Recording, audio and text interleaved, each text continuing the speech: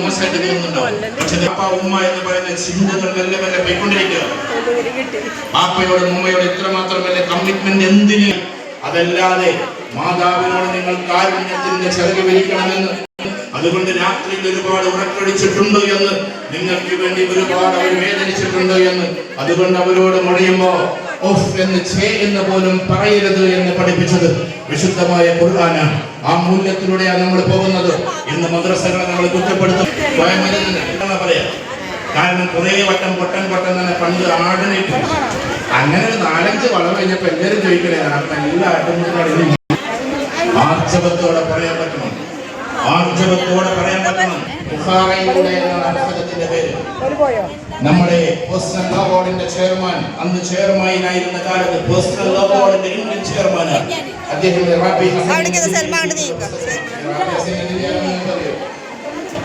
നമ്മുടെ ഫൈസാബാദ്, നിങ്ങൾക്ക് അടുത്തുള്ള ഫൈസാബാദിൽ ഒരിക്കൽ പരിപാടിക്ക് വേണ്ടി വന്ന സമയത്ത് മൈക്ക് പിടിച്ചുകൊടുത്തിരുന്നത് ആരെന്നറിയോ? സയ്യിദ് ഹൈദർ അലി ശിഹാബ് തങ്ങളാണ്. മനസ്സിലാക്കണമെന്നില്ല മഹത്വങ്ങളൊക്കെ എന്ന് വെച്ചാൽ അദ്ദേഹം പ്രായാധിക്യമുണ്ടായത് കൊണ്ട് വേറെയുള്ളവരെ ഏർപ്പാടാക്കാൻ അന്നത്തെ ഫോട്ടോ എടുത്തെന്ന് പറഞ്ഞതിലെ നിങ്ങളും പാടുകളാക്കി മാറ്റിയിട്ടുള്ള ലെനിന്റെ തേരോട്ടത്തെ കുറിച്ച് അതിൽ പറയുന്നുണ്ട്. മാക്സിം ഗോർക്കിയും തേജനെയും എങ്ങനെയാണ് ഇവർക്കെതിരെ എഴുതിയത് എന്ന് പറയുന്നുണ്ട്. അഥവാ അവരുടെ കൂടെ നിന്നിട്ട് ഒരു സമുദായത്തെ വെട്ടിക്കൊടുത്തത് പറയുന്നുണ്ട്. ഇത്തരം കാര്യങ്ങളൊക്കെ നടപ്പിലാക്കിയിട്ടുള്ള ഒരു രാഷ്ട്രീയ പ്രവണതയെ കുറിച്ചിട്ട് ആ പുസ്തകത്തിൽ പറയുന്നുണ്ട്. ആ പുസ്തകത്തിന്റെ പേരാണ് ഞാൻ നിങ്ങളോട് പറഞ്ഞു, നിങ്ങൾ പോയിട്ട് വായിക്കുക. ബുഖാറയിലൂടെ എന്ന USSR, United socialist Soviet Russia എന്നറിയപ്പെടുന്ന USSR എന്ന് പറയുന്ന രാജ്യം ഉണ്ടാക്കാനുള്ള നിമിത്തങ്ങളെ കുറിച്ച് ഹിസ്റ്ററിയിലുമുണ്ട്. റഷ്യൻ റവല്യൂഷൻ, റഷ്യൻ വിപ്ലവം കാലഘട്ടത്തിൽ ബ്രിട്ടീഷുകാരുടെ കയ്യിൽ നിന്ന് അന്ന് സമ്മാനം ഏറ്റുവാങ്ങിയിട്ടുള്ള 127 ആൾക്കാരുടെ അവർക്ക് അറിയില്ലായിരുന്നു എന്ത് സമ്മാനമാണ്.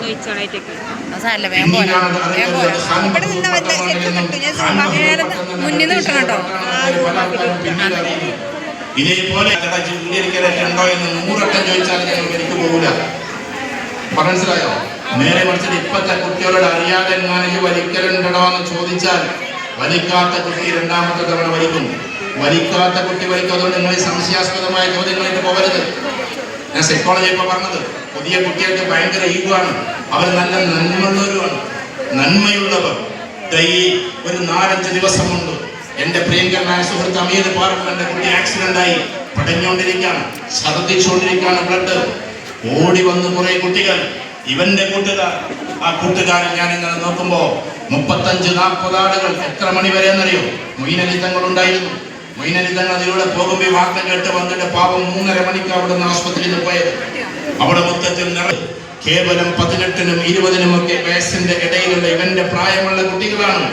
അതുകൊണ്ട് നമുക്കൊരു അപകടം വരുമ്പോ ഈ പാവം തെരുവിലിരിക്കുന്ന മക്കളെ നമ്മൾ കളിയാക്കുന്നവരെ ഉണ്ടാകൂ. അത് നമ്മൾ തിരിച്ചറിയണം. അത്തരം മക്കളെ നമ്മൾ ഒരിക്കലും കുറ്റപ്പെടുത്തിയിട്ട് വിമർശിച്ചു കൊണ്ടുപോകല്ലേ. അതെന്താ ഞാൻ പറയാനുള്ള കാരണം എന്നറിയോ? ഇങ്ങനത്തെ കുട്ടികളെ റാഞ്ചി എടുക്കാനാണ് പലരുടെയും ഉത്തരവാദിത്വം. ഈ പ്രായക്കാരാണ് എപ്പോഴും നമുക്ക് എതിരായി നിൽക്കുക. ഏകദേശം 13 ആണ്ട് കഴിഞ്ഞാൽ പിന്നെ 24 വയസ്സ് വരെ കാലഘട്ടം തന്നെ ഉമ്മാനിപ്പാനൊക്കെ എതിർക്കുന്ന ഒരു കാലഘട്ടം. അതിന് റവല്യൂഷൻ എന്നും വിപ്ലവം എന്നൊക്കെ പറഞ്ഞിട്ട് അവർ പേര് കൊടുക്കും. പക്ഷേ അത് താന്തോന്നിത്തരമായിരുന്നു എന്ന് കാലം അവർക്ക് തെളിവ് കൊടുക്കും. പക്ഷെ അപ്പോഴേക്കും അവരെ മെല്ലെ ഇങ്ങനെ ചിറക് വിരിച്ച് പറഞ്ഞിട്ടുണ്ടാവും. പിന്നെ ഏത് കുഴിയിലാണ് പോവുക എന്ന് നമുക്ക് അറിഞ്ഞുകൂടും. അതുകൊണ്ട് ആ തലമുറയെ കൈകാര്യം ചെയ്യാൻ നമുക്ക് പറ്റണം. ഞാൻ താഴെക്കോട് പഞ്ചായത്തിലാണ് സംസാരിക്കുന്നതെങ്കിലും മലപ്പുറം മണ്ഡലം ചെയ്തൊരു കാര്യം നിങ്ങളോട് പറയാം. മലപ്പുറം മണ്ഡലത്തിലെ എല്ലായിടത്തും ഒരു പരിപാടി നടന്ന ന്യൂജൻ എന്ന് പറഞ്ഞു 3G മീറ്റ് എന്ന് അന്ന് അവർ പേര് കൊടുത്തത്. അന്ന് 3G ആയിട്ടുള്ളൂ, വളരെ 5G, ചൈനയിലൊക്കെ 10G ഒക്കെ ആയി. അപ്പൊ ഏതായാലും ഞാൻ പറഞ്ഞു വരുന്നത്, അന്ന് ഞാൻ പരിപാടിക്ക് അന്ന് മുനപ്പുറത്തങ്ങളുടെ ഉദ്ഘാടനം, എന്നെ പ്രസംഗം, അങ്ങനെ 2 പരിപാടി മാത്രമേ ഉള്ളൂ. പിന്നെ ഒരാളുടെ കൺക്ലൂഷൻ, ഉസ്മാൻ താമരത്തായിരുന്നു ഒരു കൺക്ലൂഷൻ. ഇങ്ങനെ ക്യാമ്പ് നടത്തി. അപ്പൊ അതിന്റെ നിയമം എന്തായിരുന്നു അറിയോ? യൂത്ത് ലീഗർ അങ്ങോട്ട് വരരുത്, MSF വരരുതെന്നൊക്കെ പറഞ്ഞിട്ടാണ്. കാരണം പുതിയ കുട്ടികളെ മാത്രം കൂട്ടിയിട്ടുള്ള പരിപാടി, പുതിയ കുട്ടികളെ മാത്രം കൂട്ടിയിട്ട്. ഇതുവരെ MSF യൂത്ത് ലീഗിലൊന്നും ഇല്ലാത്ത വിദ്യാർത്ഥികളെ കൂട്ടിയിട്ട് അതിമനോഹര എല്ലാ ക്യാമ്പിലും 300-400 നല്ല ബിരിയാണിയൊക്കെ വിളമ്പി കൊടുത്താൽ ഉഷാറ് പരിപാടി.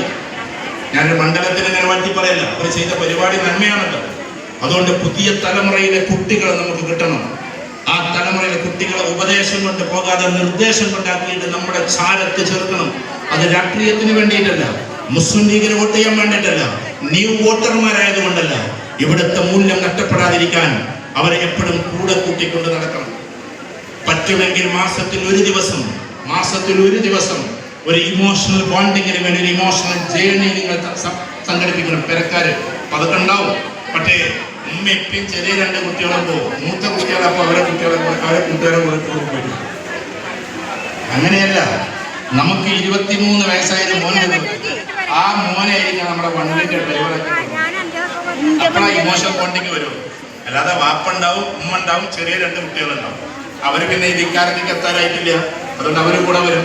മൂത്ത 2 മക്കളോ അവര് പറയും നിങ്ങളെ കൂടെ നമ്മളില്ല, നമ്മൾ ഫുള്ള് ഫ്രണ്ട്സിന്റെ കൂടെ. അത് മാറ്റിമറിക്കണമെങ്കിൽ ഉമ്മ ഒരു രാജകുമാരിയെ പോലെ. രാജകുമാരി എന്ന് പറഞ്ഞാൽ എന്നറിയോ?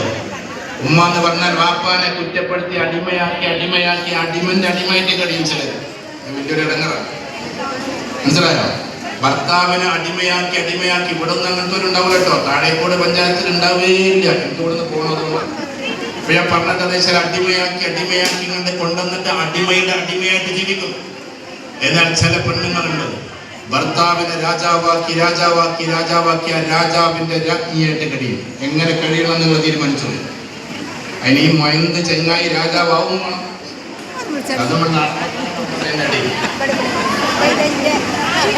നല്ല ഉഷാറായിട്ട് വളരണം.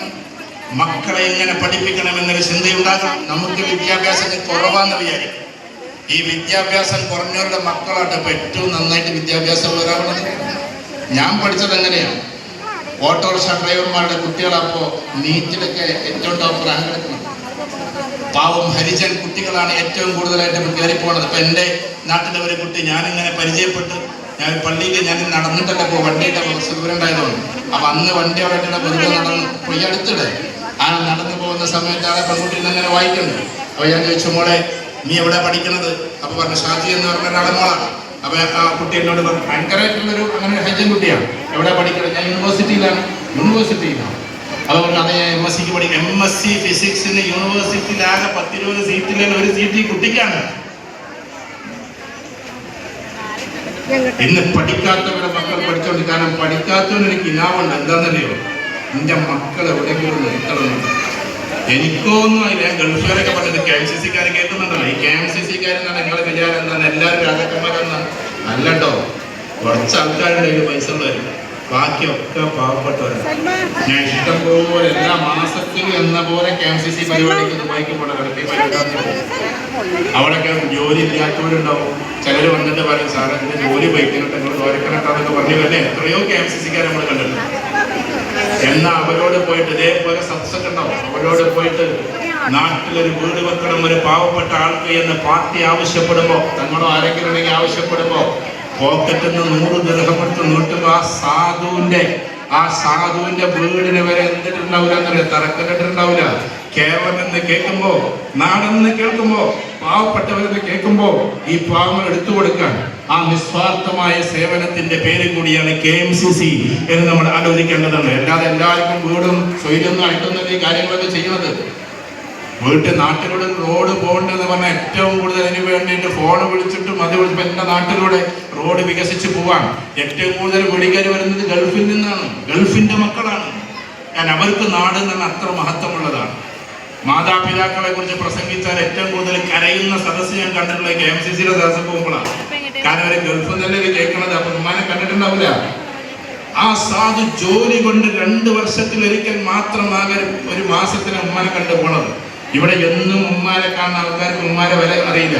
പക്ഷേ 2 കൊല്ലത്തിൽ ഒരു മാസത്തിൽ മാത്രം വന്ന് കാണുന്ന ഉമ്മ എന്ന് പറയുന്ന കഥാപാത്രത്തെ കുറിച്ച് പറയുമ്പോഴേക്ക് അവിടെ കണ്ണുകൾ നിറയാറുണ്ട്.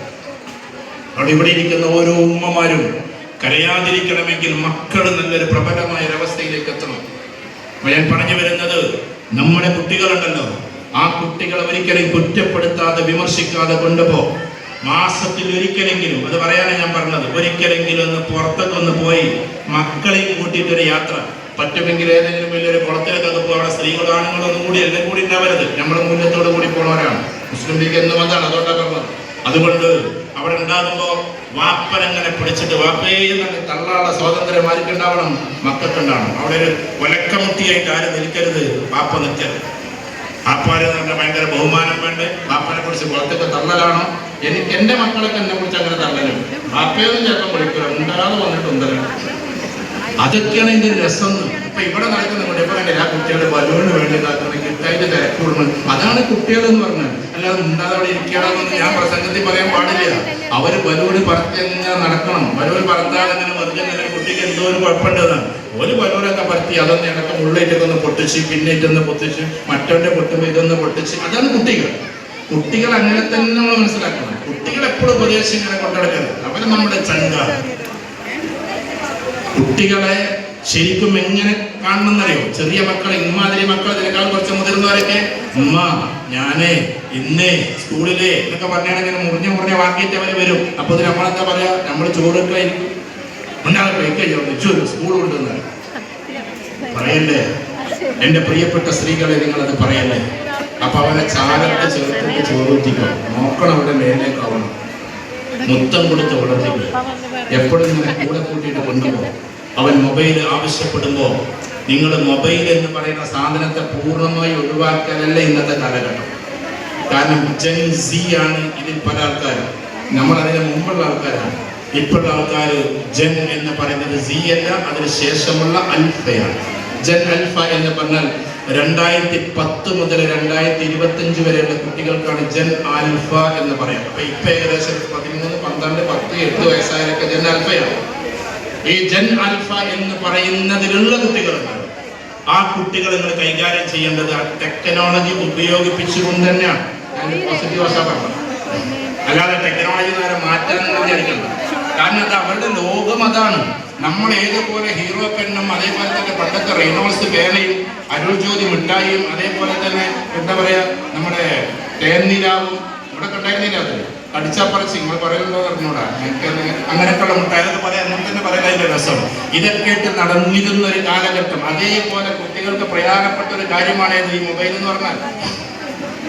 പക്ഷേ ഹൗ ടു യൂസ് ഇറ്റ്, എങ്ങനെയാണ് അത് ഉപയോഗിക്കേണ്ടത് പഠിപ്പിച്ചു കൊടുക്കണം.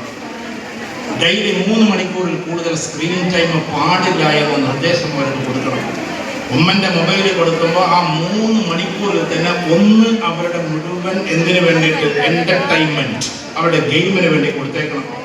ഗെയിമെന്ന് മാറ്റിയെടുത്തൊന്നും വേണ്ട, പക്ഷേ ആ ഗെയിം തന്നെ പോസിറ്റീവ് ഗെയിമായിട്ട് നമുക്ക് മാറ്റാൻ പറ്റണം.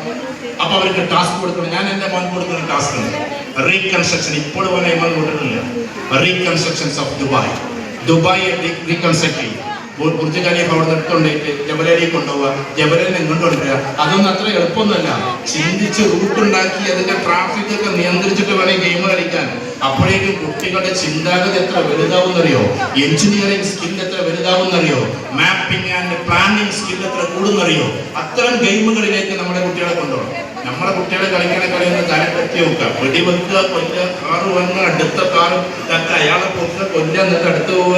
ഇങ്ങനെ എന്നിങ്ങനെ പോയ അഡീക്വസി ഉണ്ടാകും. എന്താ അഡീക്വസി? അഡീക്വസി എന്ന് പറയുന്നത് അഡിക്ഷൻ. അഡിക്ഷൻ എന്ന് പറഞ്ഞാൽ നമ്മൾ ചെയ്യുന്ന ഒരു കാര്യം ഇങ്ങനെ, ഇപ്പൊ ഉദാഹരണത്തിന് വൈകുന്നേരം ആയാലും 4 മണി 5 മണിക്ക് ചായ കുടിച്ചില്ലെങ്കിൽ തലവേദനയുള്ള കുറെ ആൾക്കാർ കൂടുതലുണ്ട്.